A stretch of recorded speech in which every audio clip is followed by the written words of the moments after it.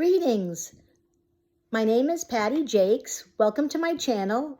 I'm a grateful recovering alcoholic addict. This space is dedicated to the journey of sobriety and the pursuit of a healthier, happier life, sharing my experience, strength, and hope with all of you.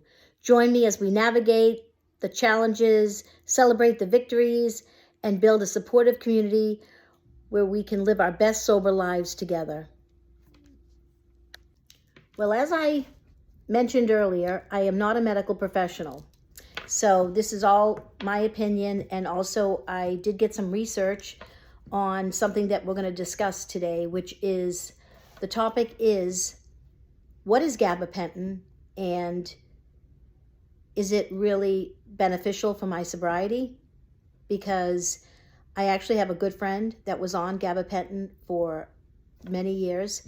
It's also called Neurontin, and she started having some terrible side effects to it, and to the point where she had to be hospitalized. So I'm just going to tell you that it was pretty scary for me to watch this, and I just wanted to get some of the information out. I actually found a lot of information on YouTube from doctors about gabapentin, and honestly, none of it was good. So just to let you know right there, and that what I found, and this is all my opinion. So like I said, I'm not a medical professional, but if I were someone, even if I wasn't in sobriety, I would still be concerned with people taking gabapentin.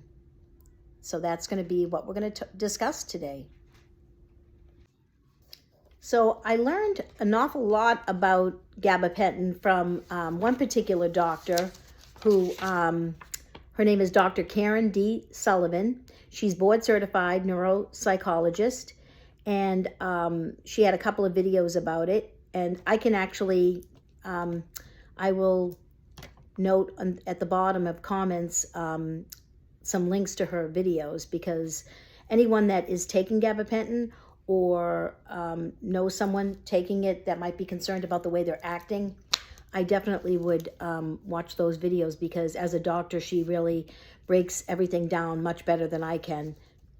But what I am going to say is it was FDA approved in 1993 for an anticonvulsant, so for seizures. So that's basically what gabapentin was primarily created for. And eventually they added it to be also helping nerve pain. Now, I guess we have a chemical in our brain called GABA, and this GABA chemical helps cells fire in our brain. So the gabapentin is actually slowing down our brain cells, allowing it to fire less. So that's why people that take gabapentin tend to be kind of acting like they're, in my opinion, when I would see my friend on gabapentin, she acted like she was on some kind of a drug, like a bad drug, not like a medicine that you're taking to get you better, but she acted like she was on drugs, even though she wasn't taking a specific drug that was illegal. So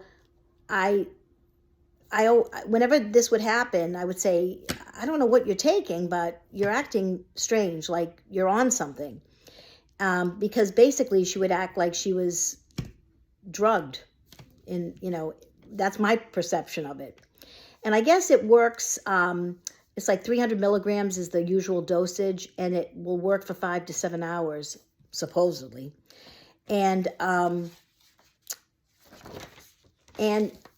believe it or not, from this doctor's, one of the videos, she said 40% of the people that are taking the prescription are abusing it or taking more than they should be.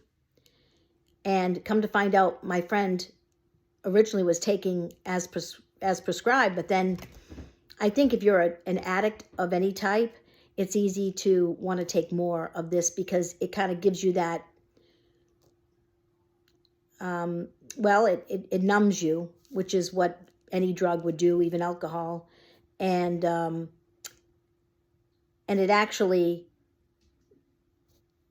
slows your brain down, which is probably what all the other drugs do. So it just makes sense that it's basically doing what other drugs would do for you, but it's a prescribed legal drug. From listening to some of these videos from Dr. Karen D. Sullivan, she mentions that gabapentin is causing drug-seeking behaviors to increase on people, especially people that have addiction issues. Also, the benefits don't seem to outweigh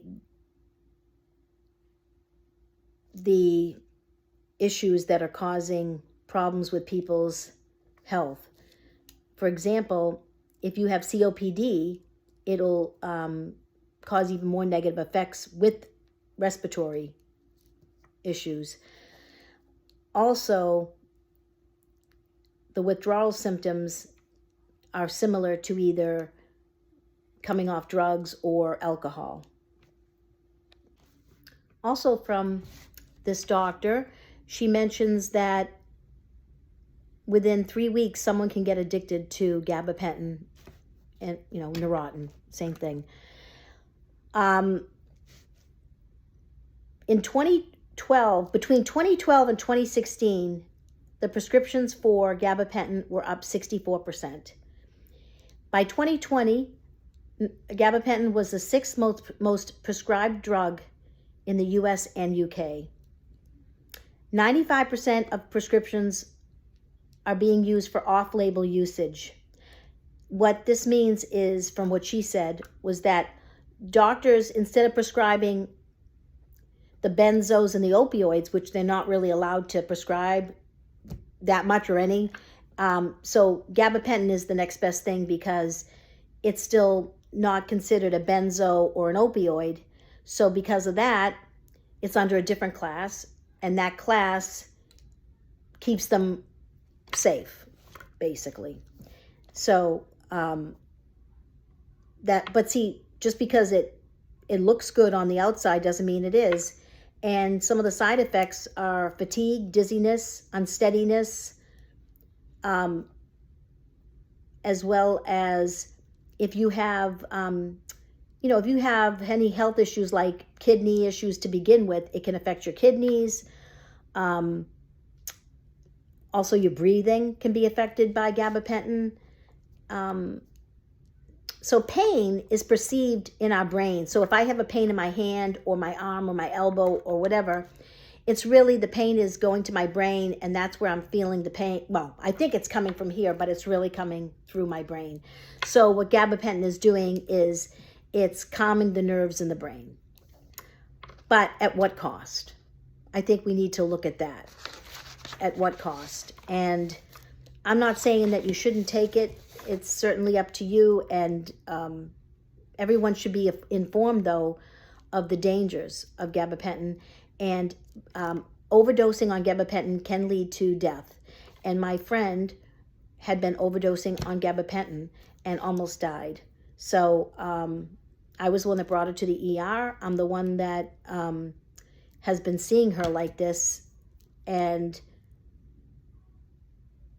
kept asking her. I think it might be the gabapentin because all the other medicines she takes aren't really, like blood pressure or, even if it's an antidepressant, it's not going to do this.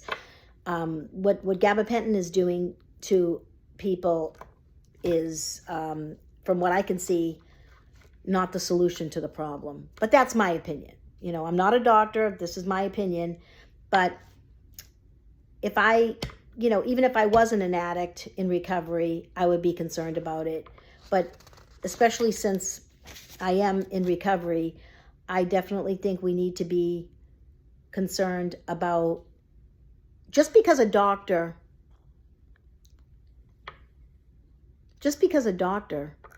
doesn't.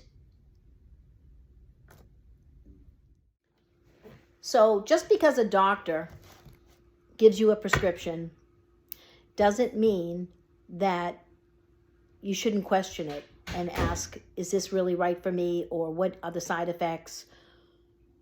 And what is it all about? and how is it going to affect my body and my system. And I think nowadays, more than ever, we need to be our own advocate, because if we think that, I mean, there are some wonderful doctors. I actually at the ER met a couple of wonderful doctors that were informed of gabapentin and was very concerned about it, and knew the story about what's going on here. And so there are wonderful doctors, but there's also doctors that I don't know if they're getting a kickback or what it is. I don't know. But I think they shouldn't be prescribing as much as they are. And so we need to be our own advocates.